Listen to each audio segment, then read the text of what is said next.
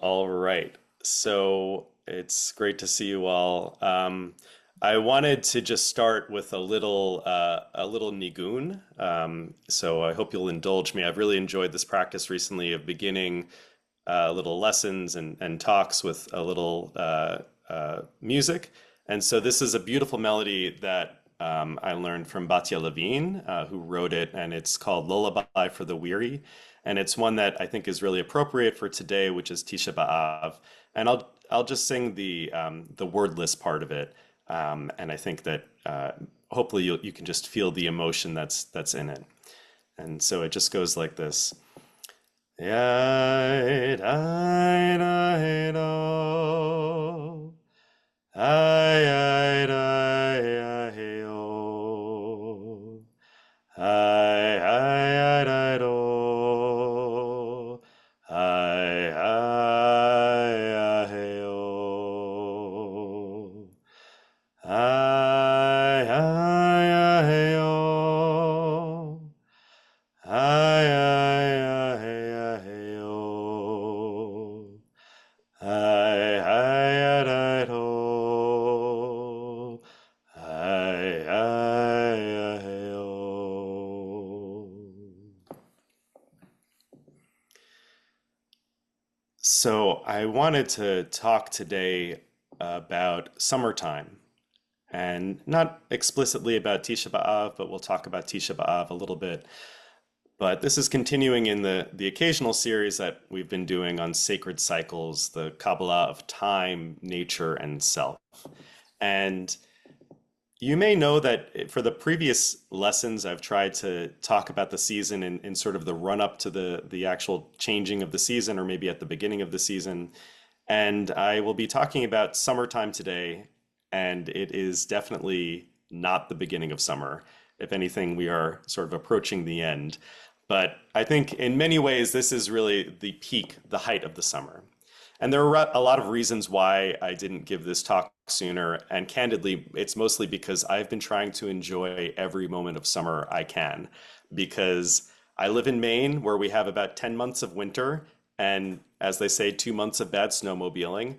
And I am really just trying to soak up every minute of sunshine that I can.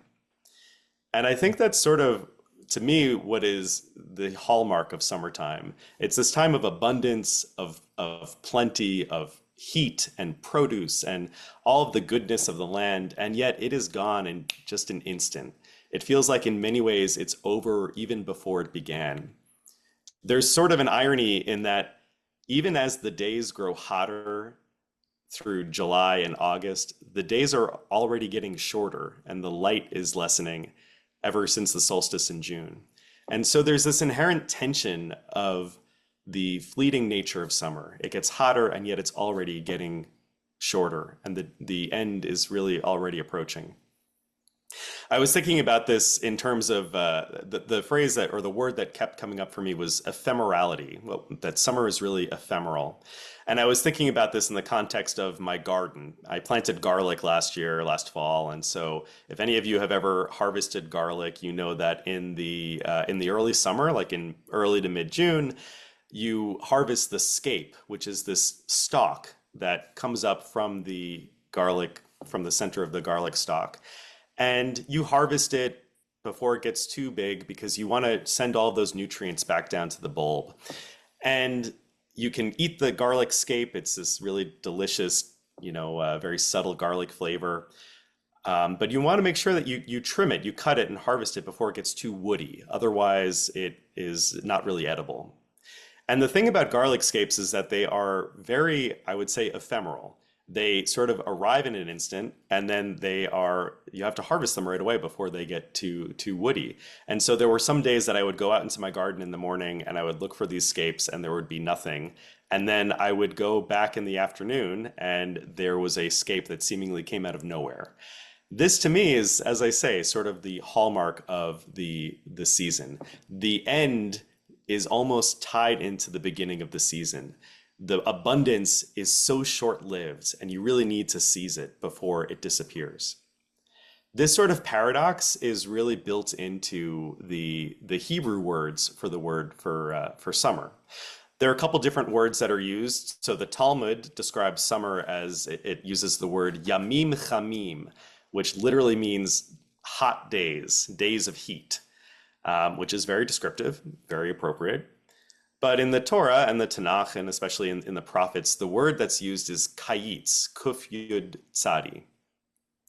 And it is also used to refer to summer fruits, and specifically figs. It talks about the summer fruit as being abundant and yet short-lived. And I guess the picture that shows up a lot in the Tanakh is that the summer fruit is something that needs to be picked immediately before it becomes overripe and it falls from the tree. And that's especially the picture that's given with fig trees.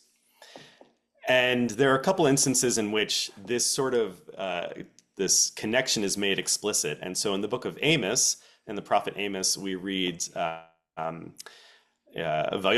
ma ata ro'a Amos. So, and he said, and the divine said, what do you see, Amos? Ve'omar, and Amos and I said, keluv kayitz, a basket of kayitz, of figs. Vayomer Adonai Elai, and Hashem said to me, Ba haketz el ami Yisrael. The end, the ketz, is coming for my people Israel. Now, this is a very dark and sort of macabre phrase, but it's showing that there's a linkage here between kayitz, summer, and ketz, the end. They're related. They're from the same word. And so we see that this intensity, this heat of summertime, the abundance of summertime, is intimately connected with an end. There's a finiteness, a short period of time that's connected with this ampleness of this abundance. And that, I think, is the theme of summertime. It's a season of impermanence, when the sweet fruit falls, sometimes even before we can hold it. This whole concept of heat and sort of the idea of tempering that heat or the impermanence of that heat is also found in the Zohar in a few different places. And the Zohar talks about heat, and it talks about fire in particular by saying that there are two types of fire. There is, and it invites the mystic to imagine a burning coal, an ember that has fire, flames sort of emerging from it. And it says, if you gaze at this coal, you'll see that there are two types of fire. There's the all-consuming fire, that white fire that emerges and it grows very high, and it's really an intense heat. And there's also the fire that is what they call the blue fire, which is that which is closer to the coal. It emerges from the coal, it grows, and then it contracts. It gets hotter and it grows in intensity, and then it withdraws. This is a more sustainable heat. It's a more sustained experience. And the mystics say this is when they talk about Moshe and the burning bush, they say the burning bush, it burned, but it was not consumed because it was this sort of self-sustaining fire, a fire that was sort of tempered.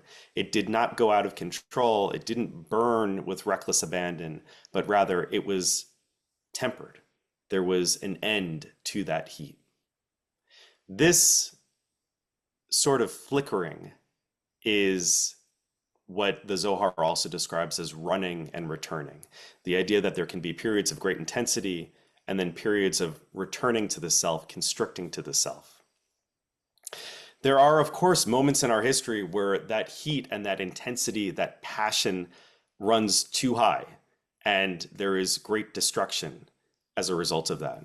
And so, as I mentioned, we find ourselves today on Tisha B'Av, this day in which we remember the destruction of the first and second temples, all of these terrible and tragic things that happened to the Jewish people throughout history. And I want to pause for a moment and think about the second temple in particular, because I think there's a lot of descriptions in the Talmud and in other places about the nature of the destruction of the second temple.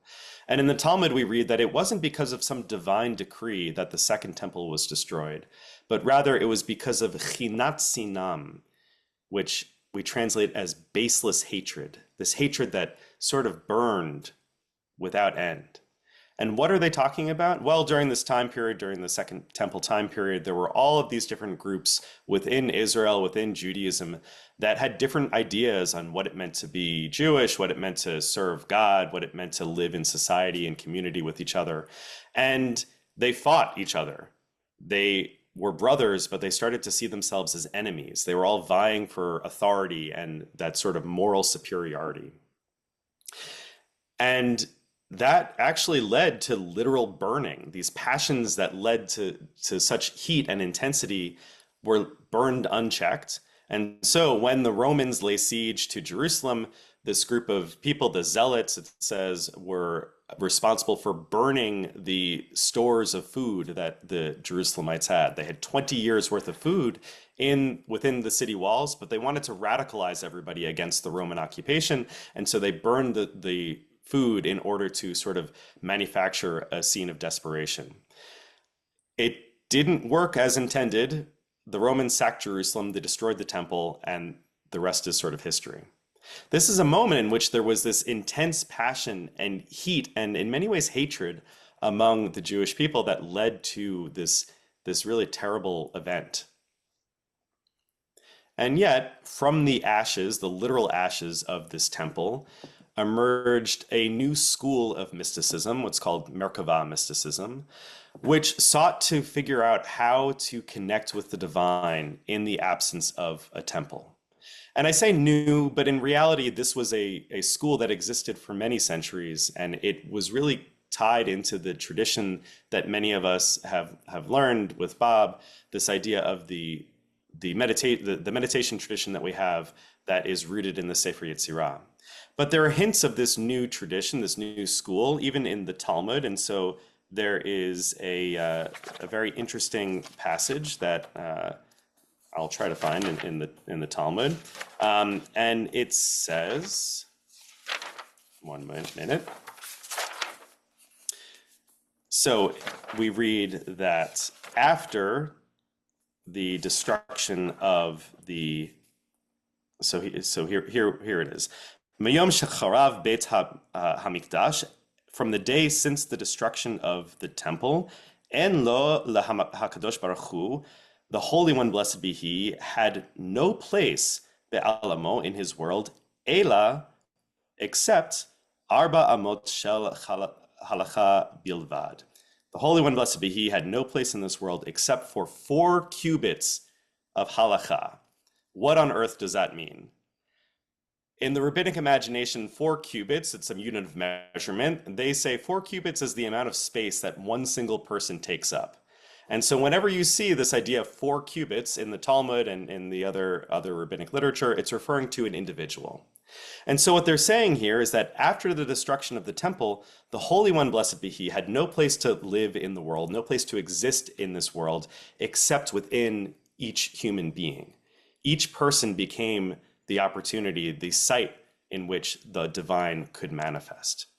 This became the central thesis of Merkavah mysticism, which drew largely on the vision that Ezekiel had. And I won't go into a ton of detail, but I know that Bob has taught about the Merkavah.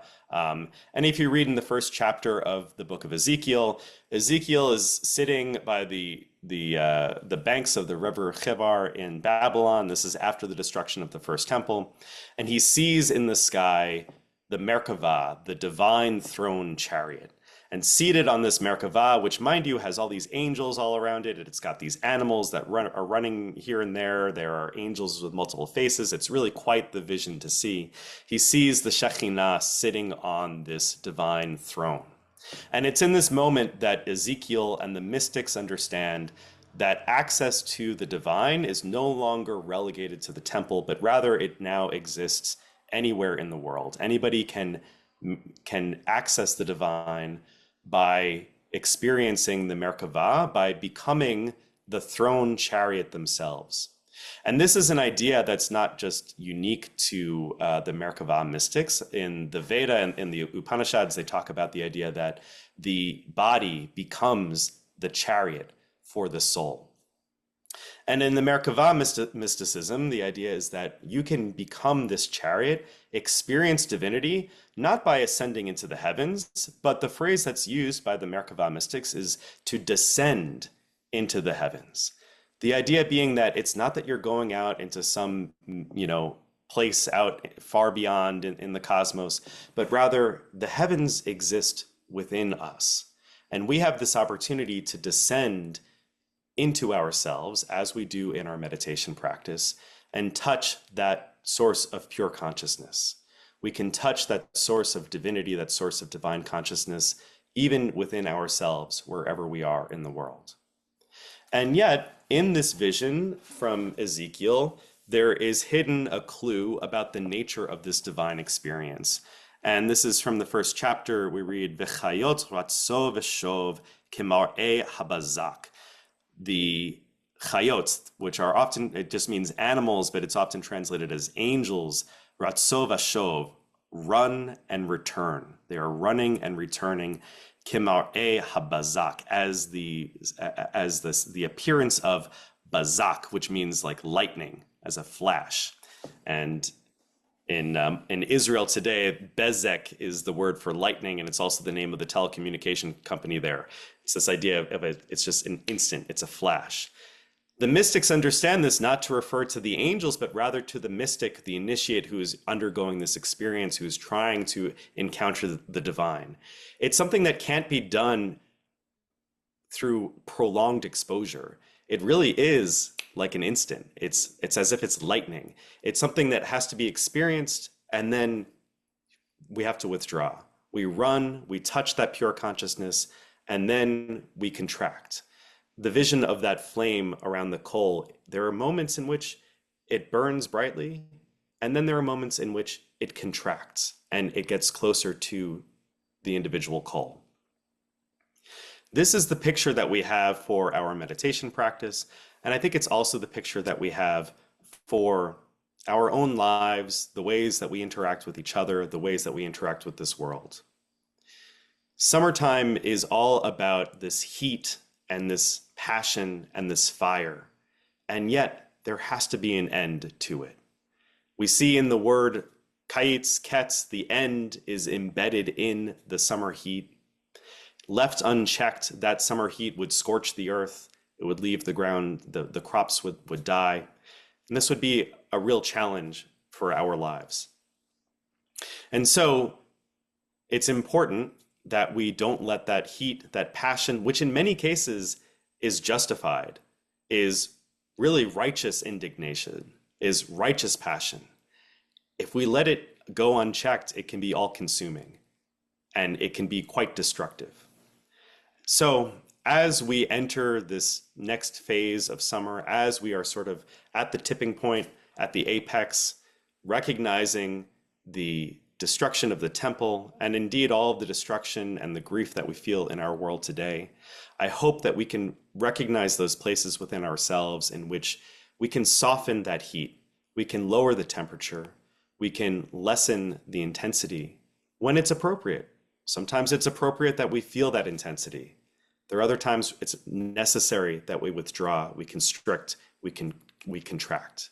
In ourselves, in our relationships with each other, in our relationship with the world, this running and returning is so necessary in order to achieve balance, to achieve a place of purity, of evenness, a place of self-sustaining fire.